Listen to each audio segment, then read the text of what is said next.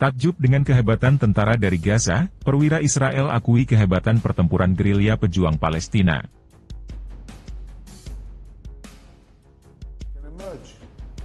From the tunnels out and attack our forces anywhere. This is why, in all the operations we saw previously, even operations that went long as 51 days,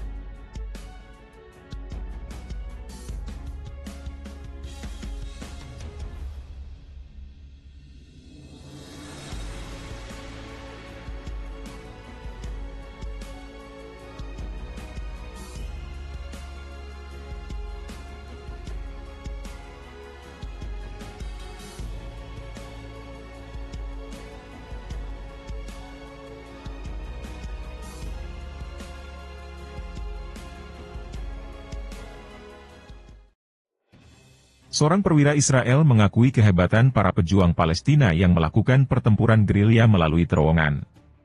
Apa yang tidak Anda ketahui tentang jaringan terowongan Hamas adalah bahwa jaringan tersebut seperti jaring laba-laba. Jika Anda memotong satu terowongan, maka akan ada terowongan sekunder, ujar perwira Israel yang tidak disebutkan namanya tersebut, menurut Hebrew Channel 12 yang dikutip Quds Press, Sabtu 27 Juli. Ia menyatakan, Hamas mampu bersembunyi di bawah tanah dan melancarkan serangan mendadak secara bersamaan. Jika tentara Zionis Israel sibuk menghancurkan semua terowongan di Gaza, hal ini akan memakan waktu bertahun-tahun. Setelah perang 9 bulan, tidak mengetahui semuanya tentang proyek terowongan di Gaza. Mereka telah menyelidikinya selama bertahun-tahun dan mengetahui bahwa terowongan ini dianggap sebagai infrastruktur yang menghilangkan keunggulan Israel di lapangan, tambahnya. Perwira tersebut menunjukkan bahwa gerakan Hamas tahu cara memindahkan pejuang dan sarana logistik dari area manapun ke area lain di bawah tanah jalur Gaza dan tentara Israel telah memperkuat pemahamannya bahwa ini bukanlah sebuah terowongan tunggal yang membentang dari utara ke selatan, tapi sekelompok terowongan dari titik ke titik. Kami terkejut dengan kemampuan teknis Hamas dalam membangun elevator dan memahami tanah serta bagaimana terowongan tersebut saling berhubungan, ujarnya. Hingga hari ke-295, tentara pendudukan Israel melanjutkan agresinya terhadap jalur Gaza dengan mengebom rumah sakit, gedung, dan rumah warga sipil Palestina. Agresi berkelanjutan pendudukan Israel terhadap Gaza menyebabkan kematian 39.175 martir, 90.403 lainnya terluka dan 90% populasi jalur Gaza harus mengungsi, menurut data PBB.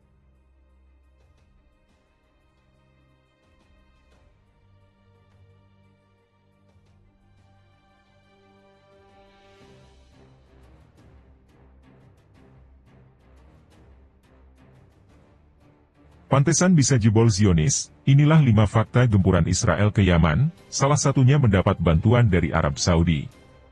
Gempuran Israel ke Yaman yang dilakukan belum lama ini semakin memperpanas konflik di Timur Tengah. Ini membuat banyak pihak khawatir akan terjadinya peperangan besar. Konflik yang awalnya hanya terjadi di wilayah Gaza kini telah merambat dan membuat sejulan kelompok milisi lain ikut campur, seperti Houthi di Yaman dan Hizbullah di Lebanon. Kelompok milisi yang dipayungi oleh Syiah Irak tersebut terus memberikan tekanan pada Israel, dengan meluncurkan sejumlah rudal dan drone. Serangan-serangan ini membuat pihak Tel Aviv tak tinggal diam dan memberikan serangan balasan. 5 fakta gempuran Israel ke Yaman. 1. Serangan balasan dari Israel. Gempuran Israel ke Yaman yang baru-baru ini terjadi merupakan serangan balasan setelah Houthi mengerahkan drone mereka ke Tel Aviv dan membuat sebuah gedung hancur.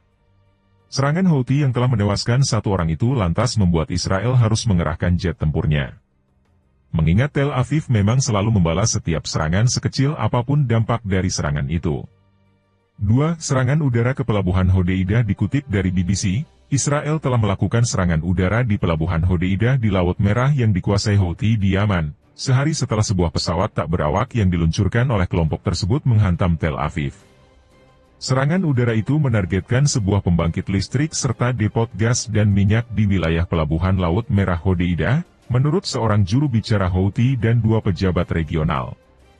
3. Serangan terjauh yang pernah dilakukan Israel. Laksamana Muda Daniel Hagari, juru bicara militer Israel, mengatakan bahwa operasi itu adalah salah satu operasi terjauh dan terlama yang pernah dilakukan oleh Angkatan Udara Israel.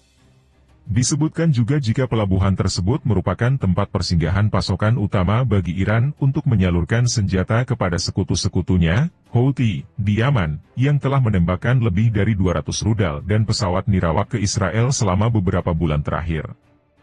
4. Pelabuhan Hodeiyah adalah titik krusial bagi Yaman. Selain disebut sebagai tempat pasokan senjata, pelabuhan Hodeiyah juga merupakan titik krusial bagi semua barang, termasuk makanan dan minyak yang sangat dibutuhkan, untuk memasuki wilayah barat laut Yaman, yang sebagian besar dikuasai oleh Houthi. Meski begitu, pihak Houthi mengatakan bahwa serangan terhadap pelabuhan itu tidak akan menghalangi milisi itu untuk melakukan serangan tambahan terhadap Israel.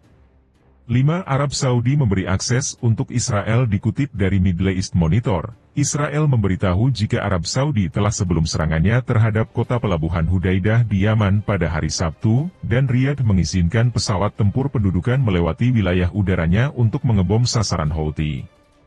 Tindakan Arab Saudi yang seakan membantu Israel ini lantas mendapat banyak kecaman dari beberapa negara mayoritas Muslim.